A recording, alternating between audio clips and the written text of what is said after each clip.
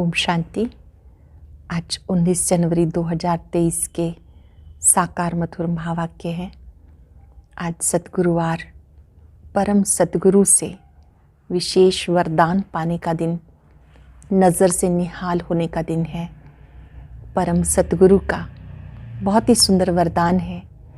दिनचर्या की सेटिंग और बाप के साथ की स्मृति के द्वारा हर कार्य एक्यूरेट करने वाले विश्व कल्याणकारी भव। दुनिया में जो बड़े आदमी होते हैं उनकी दिनचर्या सेट होती है। आपकी भी दिनचर्या सेट होनी चाहिए। दिनचर्या सेट है तो समय और एनर्जी बच जाते हैं, हर कार्य एक्यूरेट होता है। एक व्यक्ति 10 कार्य कर सकता है और आप ब्राह्मण आत्माएं, जिम्मेवार आत्माएं हो। सफलता का मंत्र है ये कि आपकी दिनचर्या सेट हो और बाबा के साथ कंबाइंड रह के कार्य करो, तो आप एक समय में 1000 कार्य कर सकते हैं, एक्यूरेट कार्य कर सकते हैं। ऐसी आत्माएं ही विश्व कल्याणकारी कही जाती हैं। बहुत विशेष बात आज बाबा ने समझाई कि सर्वोत्तम कार्य कौन सा है। तमो प्रधान सृष्टि को सतो प्रधान सृष्टि बना देना, ये सर्वोत्तम कार्य है जो बाबा ही करते हैं। बाबा ने समझाया कि तुम्हें साकार शरीरों को याद नहीं करना, साकार शरीर को याद करना भूतों को याद करना है। आप विदेही बनकर विदेही बाप को याद करो। बाबा ही निराकार है, कल्याणकारी है। कल्प में एक बार आकर हम बच्चों को पढ़ाते हैं। स्वयं निराकार बन निराकार बाप को याद करो। ये मर जीवा जन्म है। जबकि आप बाबा के बने हो तो जरा भी देहाभिमान नहीं होना चाहिए। ये जन्म मर जीवा जन्म है, सिवाय बाप के कुछ भी याद ना आए। बाबा ने समझाया कि बच्चे, इस समय तुम बच्चों को आता है। यादगार में बड़े बड़े चित्र दिखाए हैं। विष्णु जी का चित्र बहुत बड़ा दिखाते हैं, लक्ष्मी नारायण का भी, पांडवों के भी बड़े चित्र दिखाते हैं। बाबा बहुत बड़ा है, उसका चित्र बहुत छोटा है। ज्योति बिंदु बाबा ने बड़े कार्य किए, इसलिए यादगार बड़ा बनाया। इसी समय आपको सेवा करनी है। जो शूद्र धर्म में चले गए उन्हें ब्राह्मण बनाना है, ब्राह्मण को देवता बनना है। बाबा आए ही हैं फिर से पूज्य बनाने के लिए। ये खेल है। माया पुजारी बना देती, बाप पूज्य बनाते हैं। हर आत्मा के प्रति शुद्ध संकल्प रखना ही वरदानी मूर्त बनना है। आज बाबा का वरदानी हाथ अपने सिर पर अनुभव करते याद करेंगे, मैं विश्व कल्याणकारी आत्मा हूँ। मुझे अपनी दिनचर्या सेट रखनी है और बाबा के साथ कंबाइंड रखना है। 1000 भुजाओं वाला भगवान मेरे साथ है, इस स्मृति में रह के हर कार्य करना है। अब सुनते हैं आज के मधुर महावाक्य राजयोगिनी बड़े दीदी से। ओम शांति। बाबा कहते, मीठे बच्चे, साकार शरीर को याद करना भी देह अभिमानी बनना है, क्योंकि शरीर 5 तत्वों का बना हुआ है। तुम्हें तो देही अभिमानी बन एक विदेही बाप को याद करना है। प्रश्न है, सबसे सर्वोत्तम कार्य कौन सा है जो बाप ही करते हैं? उत्तर है, सारी तमो प्रधान सृष्टि को सतो प्रधान सदा सुखी बना देना, ये है सर्वोत्तम कार्य जो बाप ही करते हैं। इस ऊंचे से ऊंचे कार्य कारण उनके यादगार भी बहुत ऊंचे ऊंचे बनाए जाते हैं। दूसरा प्रश्न है, किन 2 शब्दों में सारे ड्रामा का राज आ जाता है? उत्तर है, पूज्य और पुजारी। जब तुम पूज्य हो तब पुरुषोत्तम हो, फिर मध्यम कनिष्ठ बनते, माया पूज्य से पुजारी बना देती है। गीत है, महफिल में जल उठी क्षमा परवानों के लिए। ओम शांति। भगवान बैठ बच्चों को समझाते हैं किसी देहधारी मनुष्य को भगवान नहीं कहा जा सकता। ब्रह्मा विष्णु शंकर का भी सूक्ष्म शरीर है, चित्र तो उनको भगवान नहीं कह सकते। ब्रह्मा विष्णु शंकर का भी सूक्ष्म चित्र है, उनको भगवान नहीं कह सकते। परमपिता परमात्मा का निवास उनसे भी ऊंचा है, उनको ही प्रभु ईश्वर भगवान आदि कहते हैं। मनुष्य जब पुकारते हैं तो उनको कोई भी आकार या साकार चित्र दिखाई नहीं पड़ता। सन्यासियों को भी देखते हैं तो कहते हैं भगवान, परंतु भगवान खुद समझाते हैं किसी देहधारी मनुष्य को भगवान नहीं कहा जा सकता। निराकार भगवान को तो बहुत याद करते हैं। छोटे बच्चों को भी सिखाया जाता है कि परमात्मा को याद करो, परंतु किस परमात्मा को याद करो ये नहीं बताया जाता। कोई भी चित्र बुद्धि में नहीं रहता। दुख के समय पुकारते हैं, हे प्रभु, कोई गुरु या देवता आदि का चित्र उनके सामने नहीं आता। भल बहुत गुरु किए हों तो भी जब हे भगवान कहते हैं तो कभी उनको गुरु याद नहीं आएगा। अगर गुरु को याद करें और ही भगवान कहें तो वह भी मनुष्य जन्म मरण में आने वाला हो गया, भगवान भी फिर जन्म मरण में आने वाला हो गया। तो गोया ये 5 तत्वों के बने हुए शरीर को याद करते हैं। परमात्मा तो जन्म मरण से न्यारा है। बुद्धि योग शरीर की तरफ चला जाता है। 5 तत्वों के बने हुए शरीर को याद करते हैं तो बुद्धि योग देह की तरफ चला जाता।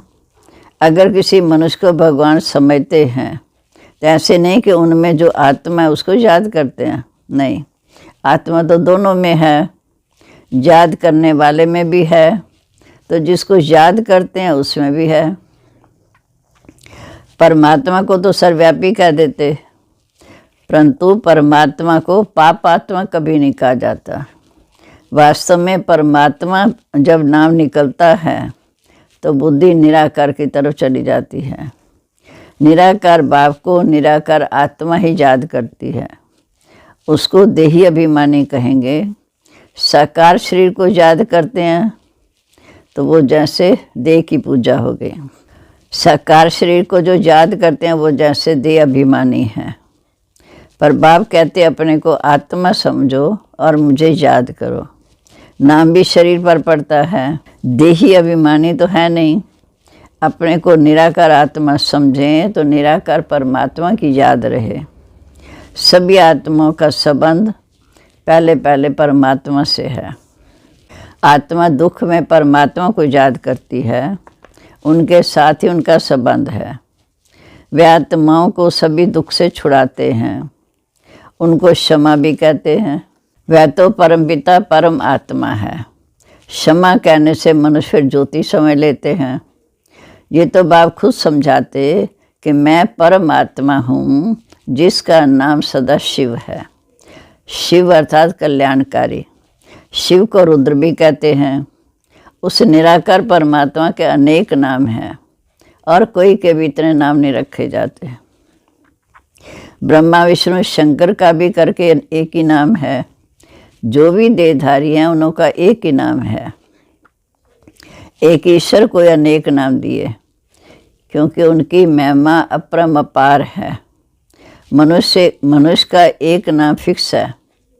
अब तुम मरजीवा बने हो तो तुम्हारे पर दूसरा नाम रखा गया।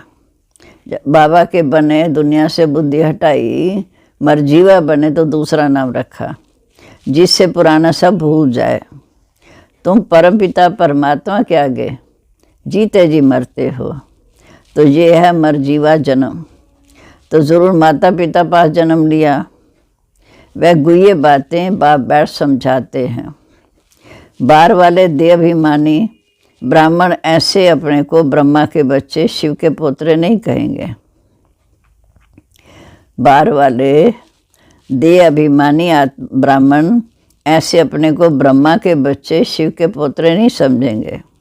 शिव बाबा जिसकी जयंती भी मनाते हैं, परंतु उनको ना जानने के कारण उनका कदर नहीं है। उनके मंदिर में जाते हैं, समझते हैं ये ब्रह्मा विष्णु शंकर व लक्ष्मी नारायण तो है नहीं।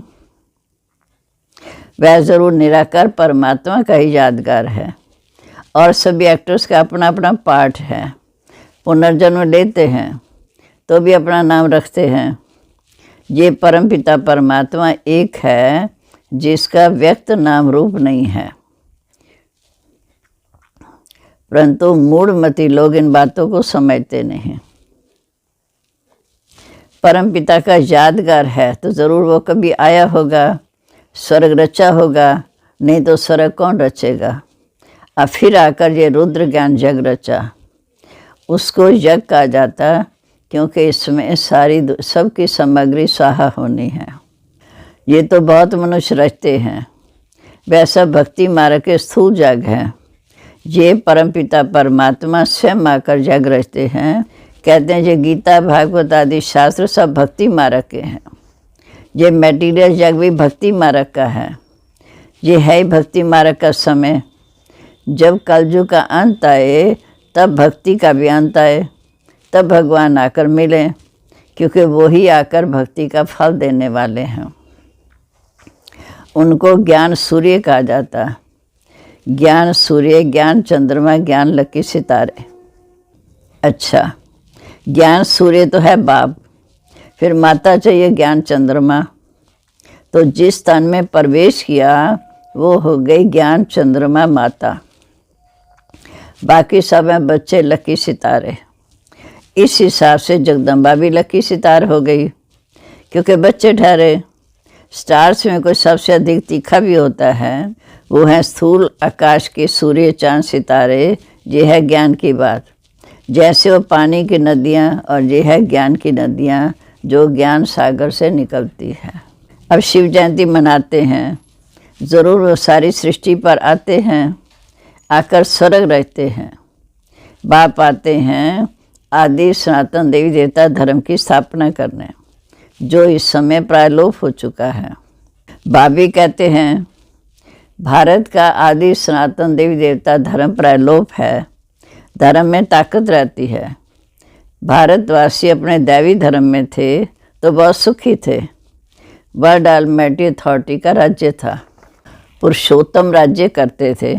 ये सब बातें तुम्हारी बुद्धि में बैठी हैं। कैसे ये सृष्टि का चक्र चलता है, पहले उत्तम, फिर मध्यम, फिर कनिष्ठ बनते। इस समय तो सारी दुनिया तम प्रधान है। ये सब बातें बाप समझाते हैं, जिसकी आप जयंती मनाएंगे। तुम बता सकते हो कि आज से 5000 वर्ष पहले परमपिता परमात्मा सृष्टि पर पधारे थे। नहीं तो शिव जयंती क्यों मनाते हैं। परमपिता परमात्मा ज़रूर बच्चों के लिए सौगात ले आएंगे और ज़रूर सर्वोत्तम कार्य करेंगे। सारी तमो प्रधान सृष्टि को सतो प्रधान सदा सुखी बनाते हैं। शिव बाबा जितना ऊंचा है उतना उनका यादगार भी ऊंचा है। सोमनाथ का मंदिर, जिस मंदिर को लूट कर ले गए। मनुष्य चढ़ाई करते ही हैं धन के लिए, फौरन से भी आए धन के लिए। उस समय भी बहुत धन था, परंतु माया रावण ने भारत को कौड़ी तुल्य बना दिया। देह अभिमान में आने के कारण कौड़ी तुल्य बन गए। तो बाप आकर हीरे तुल्य बनाते हैं। ऐसे शिव बाबा को कोई भी नहीं जानते, कह देते सर्वव्यापी। ये कहना भी भूल है। नैया पार करने वाला सतगुरु परमात्मा एक है। डुबोने वाले अनेक गुरु, सभी विषय सागर में डूबे हुए हैं। तब तो कहते हैं इस आसार संसार विषय सागर से उस पार ले चलो। आत्मा पुकारती है कि हमें इस दुनिया से उस पार ले चलो, जहाँ सुख और चैन हो, जहाँ क्षीर सागर है। गाया जाता है विष्णु क्षीर सागर में रहते थे, अर्थात सुख की दुनिया में रहते थे। स्वर्ग को क्षीर सागर कहा जाता, जहाँ श्री लक्ष्मी नारायण राज्य करते थे। बाकी ऐसे नहीं कि विष्णु जहाँ वहाँ क्षीर सागर में विश्राम करते हैं। वह लोग तो बड़ा तालाब बनाकर उसके बीच में विष्णु को दिखाते हैं। विष्णु भी लंबा चौड़ा बनाते। इतने बड़े तो लक्ष्मी नारायण होते नहीं, बहुत करके 6 फुट के मानव होंगे। पांडव के भी बड़े बड़े भूत बनाते हैं, पांडवों के भी बड़े बड़े चित्र बनाते हैं। रावण का देखो कितना बड़ा चित्र बनाते, बड़ा नाम है तो बड़ा चित्र बनाते। बाबा का नाम भले बड़ा है परंतु उनका चित्र तो छोटा है ना, अति सूक्ष्म है ना। ये तो समझने के लिए इतना बड़ा रूप दिखाया है। बाप कहते मेरा इतना बड़ा रूप नहीं है। जैसे आत्मा अति सूक्ष्म ज्योति बिंदु है, वैसे मैं परमात्मा भी स्टार मिसल हूँ। उसको सुप्रीम सोल कहा जाता, वो है सबसे ऊंचा, उसी में ही सारा ज्ञान भरा हुआ है। उसकी महिमा गाई हुई है कि वह मनुष्य सृष्टि का बीज रूप है, ज्ञान का सागर है, चेतन है, सत्य चेतानंद स्वरूप है। परंतु सुनाए तब जब आर्गन से लेवे, ज्योति बिंदु कैसे सुनाएगा? वह ब्रह्मा तन के द्वारा हमें सारा परिचय देते हैं। महिमा गाई हुई है कि मनुष्य सृष्टि का बीज रूप है, ज्ञान का सागर है, चेतन आत्मा है, सत्य चेतानंद स्वरूप है। परंतु सुनाए तब जब आर्गन से लेवे। ऐसे बच्चा भी छोटे आर्गन से बात नहीं कर सकता। बड़ा होता तो शास्त्रादि देखने से अगले संस्कारों की समृद्धि आ जाती है। तो बाप बैठ बच्चों को समझाते हैं, मैं फिर से 5000 वर्ष के बाद तुमको वही राजयोग सिखाने आया हूँ। श्री कृष्ण ने तो कोई राजयोग नहीं सिखाया, उन्होंने तो इस समय के पुरुषार्थ से प्रारब्ध भोगी है। 8 जन्म सूर्यवंशी, 12 जन्म चंद्रवंशी, फिर 63 जन्म वैश्यवंशी शूद्रवंशी बंदे। अभी सबका ये अंतिम जन्म है। ये कृष्ण की आत्मा भी सुनती है, तुम भी सुनते हो। ये है संगम युगी ब्राह्मणों का वर्ण। फिर तुम ब्राह्मण ही जाकर देवता बनेंगे। ब्राह्मण धर्म, सूर्यवंशी देवता धर्म, चंद्रवंशी क्षत्रिय धर्म, तीनों का स्थापक एक परमपिता परमात्मा है।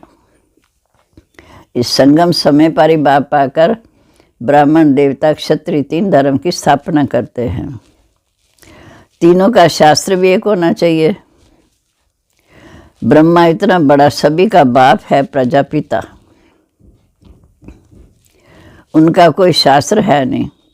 एक गीता में है भगवानुवाच, ब्राह्मण ही देवता, और जो न पास होते हैं वो क्षत्रिय बन जाते हैं, क्योंकि 16 कला संपूर्ण है, 14 कला, 2 कला कम हो जाती।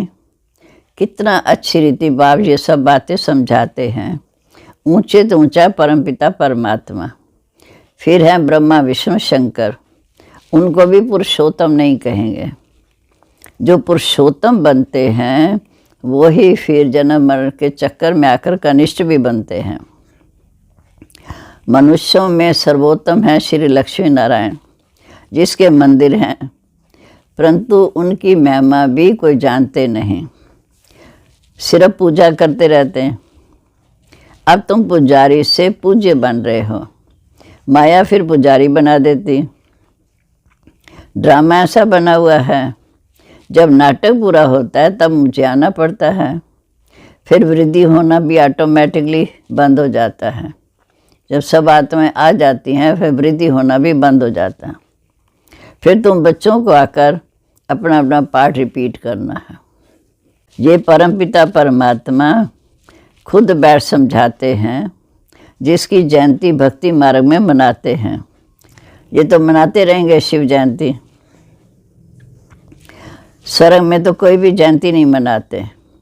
श्री कृष्ण श्री राम आदि की जयंती बड़ी नहीं मनाएंगे, वह तो खुद प्रैक्टिकल में होंगे। जयंती तो उनकी मनाई जाती, जो होकर चले जाते वो तो प्रैक्टिकल होंगे। ये तो ज़रूर होकर गए हैं, शिव बाबा होकर गए हैं तभी मनाते हैं। वहाँ वर्ष श्री कृष्ण का बर्थडे नहीं मनाएंगे, वहाँ तो सदैव खुशियाँ खुशियाँ हैं, तो बर्थडे क्या मनाएंगे। बच्चे का नाम तो माता पिता ही रखते हैं। वास्तव में इन बातों का ज्ञान और योग से कोई कनेक्शन नहीं। बाकी वहाँ की रूपरेखा क्या है वो जाकर वहाँ पूछना। ये तो बाबा कह देते हैं कि वहाँ जो कायदे होंगे वो वहीं चलेंगे। तुम्हारे पूछने की क्या दरकार है? पहले तो माना फालतू बातों में जाने की क्या दरकार है? पहले तो मेहनत कर, अपना पद प्राप्त कर लो, लायक तो बनो, फिर पूछना कि ड्रामा में कोई ना कोई कायदा तो होगा। पहले लायक बन जाओ, वर्षा ले लो, फिर पूछना। अच्छा, मीठे मीठे सिक्के लदे बच्चों प्रीत, माता पिता बाप दादा का याद प्यार, गुड मॉर्निंग। रूहानी बाप की रूहानी बच्चों को नमस्ते।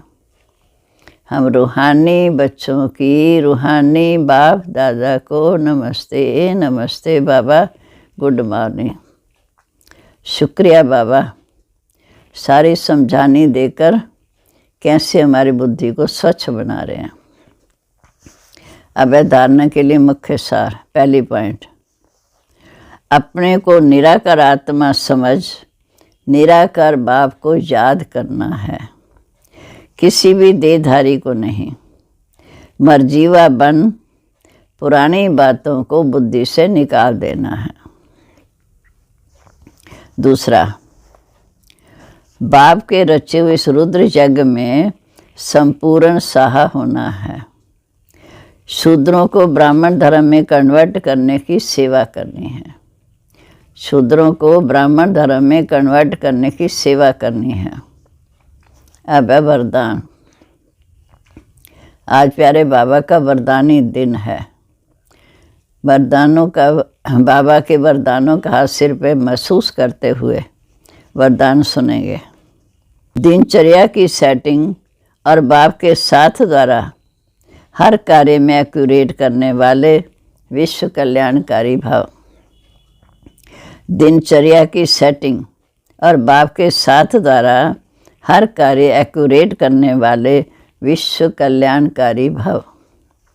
दुनिया में जो बड़े आदमी होते हैं उनकी दिनचर्या सेट होती है। कोई भी कार्य एक्यूरेट तब होता है जब दिनचर्या की सेटिंग हो। सेटिंग से समय, एनर्जी सब बच जाता है। एक व्यक्ति 10 कार्य कर सकता है, तब विश्व कल्याणकारी जिम्मेवार आत्माएं हर कार्य में सफलता प्राप्त करने के लिए अपनी दिनचर्या को सेट करो और बाप के साथ सदा कंबाइंड होकर रहो। 1000 भुजाओं वाला बाप आपके साथ है। एक कार्य के बजाय 1000 कार्य एक्यूरेट कर सकते हो। 1000 भुजाओं वाला बाप सदा आपके साथ है, तो एक कार्य के बजाय 1000 कार्य एक्यूरेट कर सकते हो। उसका वरदानी हाथ सदा साथ है कि वो हमारा 1000 भुजाओं वाला बाप है। हम उसकी श्रीमत पर मान चल अपना जीवन बना सकते हैं। स्लोगन है, सर्वात्माओं के प्रति शुद्ध संकल्प करना ही वरदानी मूर्त बनना है। सर्वात्माओं प्रति शुद्ध संकल्प करना ही वरदानी मूर्त बनना है। और अब सुनते हैं आज का अव्यक्त ज्ञान मोती।